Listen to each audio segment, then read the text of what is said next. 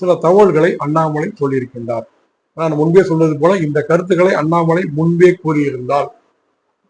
கூறியிருந்தால் இந்த வழக்கிற்கு இன்னும் வலு சேர்ந்திருக்க கூடும் அப்படின்றது என்னுடைய கருத்து. இருந்தாலும் இப்போது சொல்லியிருக்கின்றார். அப்ப இப்போது சொல்லப்பட்ட இந்த விஷயங்கள், அதாவது இந்த கோட்டூர் சண்முகம், அந்த காவல் அதிகாரி, அதுக்கப்புறம் மா சுப்பிரமணியன் அவர்கள், அதற்கு பிறகு இந்த நடராஜன் அவர்கள், இவர்கள் பற்றி உள்ள விவரங்களை அண்ணாமலை கொடுத்திருக்கின்றார். இப்ப இந்த இடத்துல பாத்தீங்கன்னா இது இந்த போலீஸ் டிபார்ட்மெண்டினுடைய காவல்துறையினுடைய இந்த சீஃப் அப்படின்னு பாத்தீங்கன்னா இப்ப முதலமைச்சர் அவர்கள் தான். அந்த டிபார்ட்மெண்ட் அவர்கிட்ட தான் இருக்கு.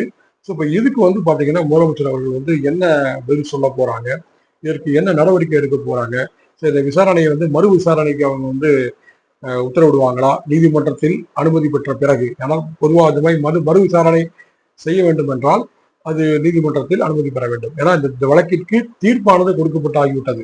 சரிங்களா? இந்த தீர்ப்பு கொடுக்கப்பட்டதுக்கு அப்புறம் இந்த வழக்கிற்கு விசாரணை வேண்டுமென்றால் அது நீதிமன்றத்திடமிருந்து பெற்ற பிறகு இந்த அடிஷனல் இது குற்றம் இல்லையா அப்படின்றத பத்தி இது விசாரிக்கப்பட வேண்டும்.